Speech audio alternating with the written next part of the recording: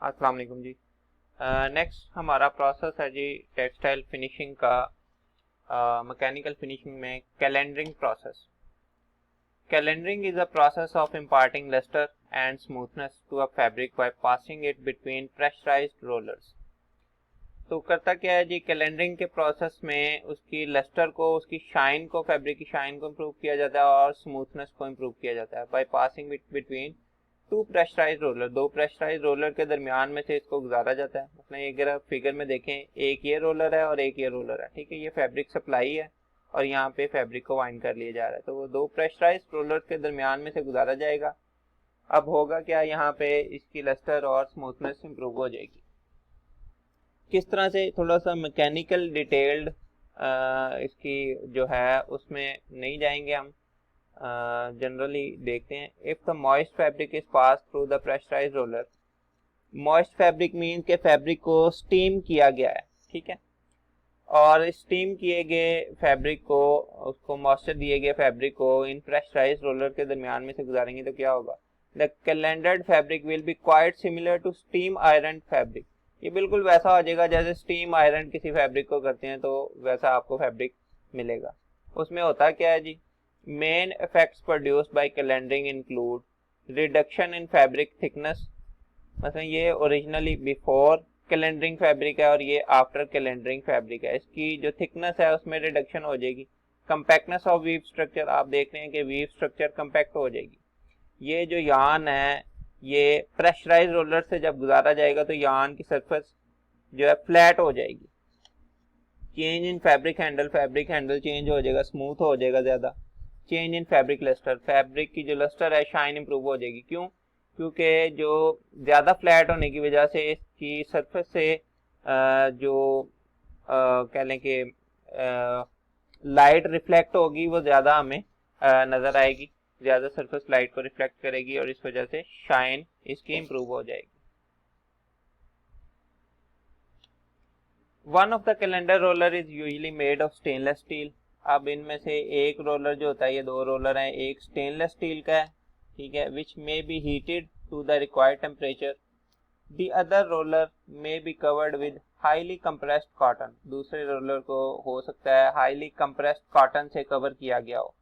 Paper और synthetic material, highly compressed cotton भी हो सकती है, पेपर हो सकता है, या कोई और सिंथेटिक मटेरियल हो सकता है जिससे उसको कवर किया गया हो। मतलब इस पिक्चर में आप देखें, ये हाईली पॉलिश्ड आपको मिलेगा। मुख्तलिफ तरह के इसमें स्कीमेटिक डायग्राम्स आपको नेट पे मिलेंगी, जिसमें इसके कैलेंडरिंग के ही मुख्तलिफ मेथड्स हैं। कहीं पे रोलर एक तरह के होंगे, कहीं पे इनका साइज डिफरेंट होगा, ठीक है। Common types of calendars used in industry include 3-roll friction calendar, Schreiner calendars, embossing calendars। ये मुख्तलिफ कैलेंडरिंग की टाइप्स हैं। ये भी एक प्रोसेस दिखाया गया है जिसमें बताया गया है कि इस जगह पे कैलेंडरिंग हो रही है, ठीक है। ये heated roller, pressurised heated roller के जरिए यहाँ पे स्टीम प्रोवाइड की जा रही है। तो ये था जी कैलेंडरिंग का प्रोसेस। नेक्स्ट है हमारा compacting process। Compacting is a process of mechanical compression of fabric in lengthwise direction। Fabric को लेंथवाइज डायरेक्शन में कंपैक्ट किया जाता है, कंप्रेस किया जाता है, ठीक है, in order to minimise its tendency to shrink during consumer use. क्यों इस तरह किया जाता है? ताकि जब जो कंज्यूमर है वो फैब्रिक पहने और उसको वॉश करे तो वो श्रिंक ना हो। तो उसमें पहले ही हम ऐसी फिनिशिंग अप्लाई करते हैं कंपैक्टिंग प्रोसेस के जरिए कि उसकी लेंथ को पहले ही रिड्यूस कर दिया जाता है और वो कंपैक्ट हो जाएगी। तो जब वो वॉशिंग के प्रोसेस से गुजरेगा बाद में कंज्यूमर के पास जब होगा तो श्रिंकेज नहीं होगी उसमें। सपोज फैब्रिक की पहले इस तरह की स्ट्रक्चर होती है, ये एक निटेड फैब्रिक है, ये लूप्स में दिखाई गई हैं, ठीक है। ये बिफोर है, आफ्टर जो है इसको, अब इसको हम श्रिंक करें, जब कंप्रेस करेंगे तो इस तरह की हो जाएंगी, लूप्स की जो हाइट है वो कम हो जाएगी, ठीक है।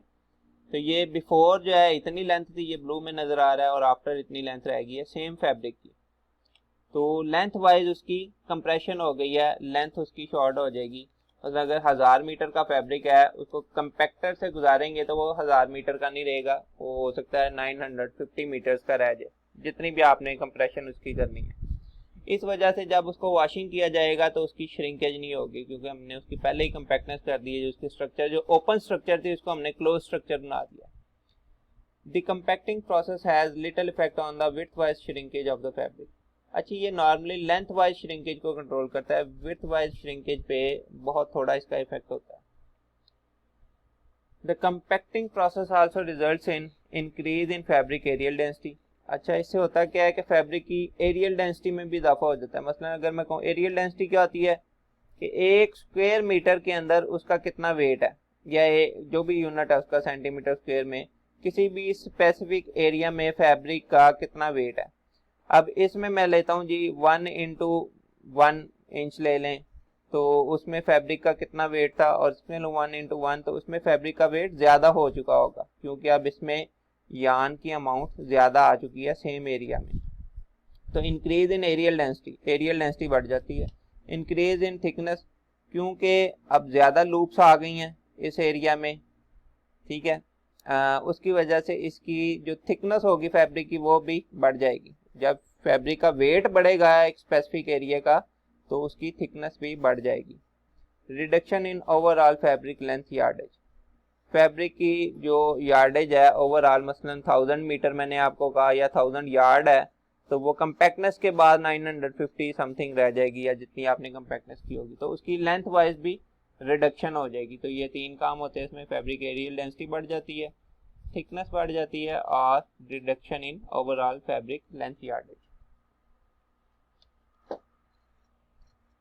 अच्छा, कंपैक्टनेस करते कैसे हैं? Different type of machines can be used for compacting including the trademark sanforizer also known as blanket compactor, the heated roll and shoe compactor, ये हीटेड रोलर और शू कंपैक्टर की डायग्राम है, द ब्लेड कंपैक्टर। तो मुख्तलिफ methods हैं compactness करने के। इसमें एक फीड रोलर होता है और दूसरा डिलीवरी रोलर होता है। यहाँ से फैब्रिक हम प्रोवाइड कर रहे हैं मशीन को, ये हीटेड शू है, ठीक है, और यहाँ से ये डिलीवरी रोलर इसको आगे पास करवा रहा है फैब्रिक रोल के पास। अब होता है क्या है, फीड रोलर की स्पीड ज़्यादा होगी, डिलीवरी रोलर की स्पीड थोड़ी कम होगी, तो यहाँ पे इस एरिया में आपका कंपैक्टनेस का प्रोसेस हो जाएगा। ये एक जनरल सा आपको थोड़ा सा पता है, रफ सा पता है कि इस तरह से होता है। The compacting process was originally devised for woven fabrics, but the process is also later adopted for the knitted fabrics. तो ये सबसे पहले जी वोवन फैब्रिक्स के लिए किया गया था कंपैक्टनेस का प्रोसेस, लेकिन अब इसको निटेड फैब्रिक्स के लिए भी किया जाता है। अच्छा, अब हम थोड़ी सी वीडियोस देखते हैं। अगर आप YouTube पे लिखें mechanical textile finishing sending, napping and sharing, जो हमने पहले पढ़ा कि जी नैपिंग क्या होती है, शेयरिंग क्या होती है।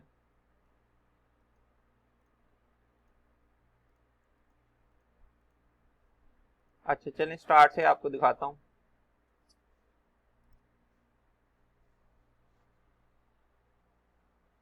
ये जी सैंडिंग का प्रोसेस सबसे पहले दिखाएंगे। ये फैब्रिक है, फैब्रिक को सैंडिंग रोलर से गुजारा जा रहा है। सैंडिंग रोलर्स कौन से होते हैं? जिनके ऊपर सैंड पेपर लगा होता है, ठीक है, उनको सैंडिंग रोलर्स कहते हैं।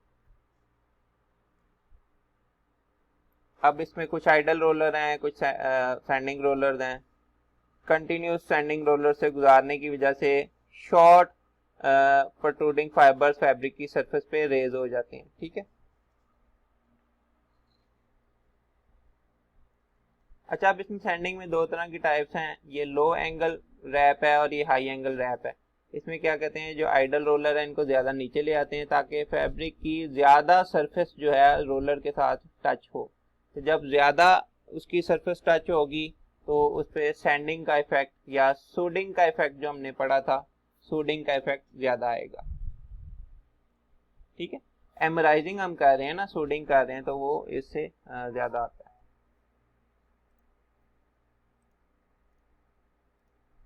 इसमें मल्टीपल सैंडिंग रोलर्स लगाए गए हैं।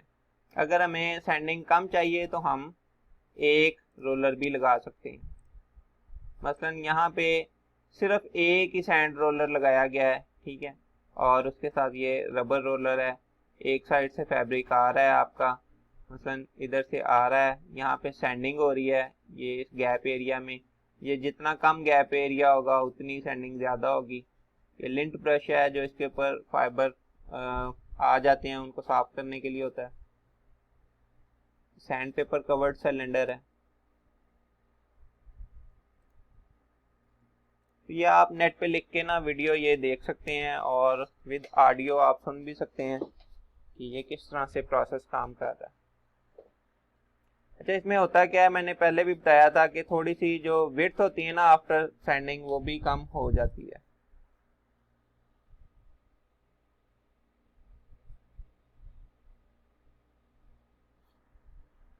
अच्छा, अब ये यहाँ से स्टार्ट हो रहा है जी हमारा नैपिंग। नैपिंग में क्या आता जी कि एक रोलर होता है, ठीक है, पिन पिन की तरह का रोलर होता है, ठीक है। और ये क्या करता है जी, हमारी जी रेजिंग प्रोड्यूस कर देता है। प्रोट्रूडिंग फाइबर्स जो हैं उनको रेज कर देता है। ये सरफेस के ऊपर प्रोट्रूडिंग फाइबर्स को रेज कर देता है, इनको रेज फाइल कहते हैं। और फैब्रिक बड़ा सॉफ्ट सा हमें मिल जाता है। ये इस तरह रोलर होते हैं जिनके ऊपर पिन्स लगी होती हैं। दो रोलर हैं, एक को काउंटर पाइल कहते हैं, ठीक है। ये ऑपोजिट फैब्रिक किस डायरेक्शन में, फैब्रिक की ऑपोजिट डायरेक्शन में ये मूव करेगा। जब ये ऑपोजिट डायरेक्शन में मूव करेगा तो क्या करेगा, ये रेजिंग क्रिएट करेगा यहाँ पे।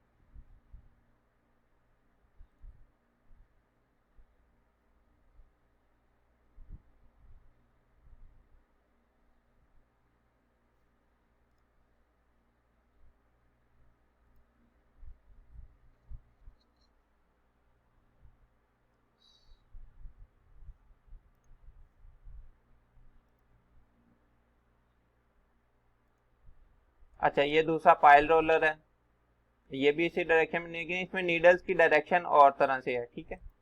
तो एक को काउंटर पाइल कहते हैं, एक को पाइल रोलर कहते हैं।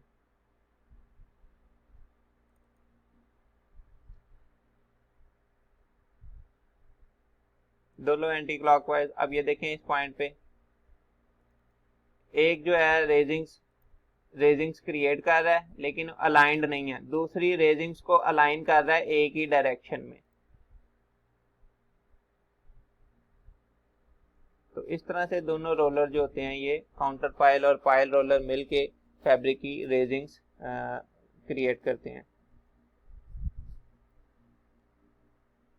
अच्छा, नेक्स्ट है जी अब शेयरिंग प्रोसेस। शेयरिंग मैंने बताया कि उनको मल्टीपल स्पाइरल कटिंग ब्लेड्स होते हैं, ठीक है, और ये लेजर ब्लेड के साथ मिलके काम करते हैं। शेयरिंग क्यों करते हैं, ताकि जी जो यूनिफॉर्म हाइट ऑफ पाइल है वो हम अचीव कर सकें, uniform height of pile achieve कर सकें।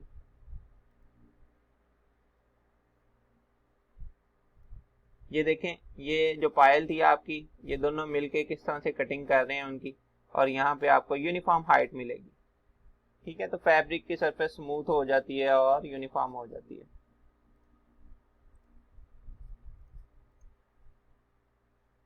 नेक्स्ट है जी कैलेंडरिंग। ये हीटेड रोलर है, हीटेड रोलर से इसको पास करवाया जाता है।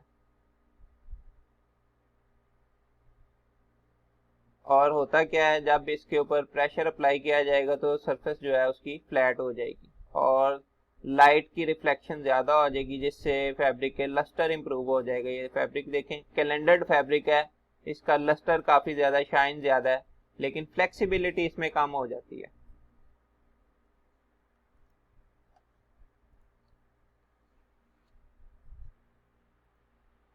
और ये कंपैक्टनेस की है, ठीक है। कंपैक्टनेस का बताया जैसे पहले कि अगर आपकी लेंथ जो है फैब्रिक की इतनी है तो कंपैक्टनेस के बाद फैब्रिक की लेंथ कम हो जाती है,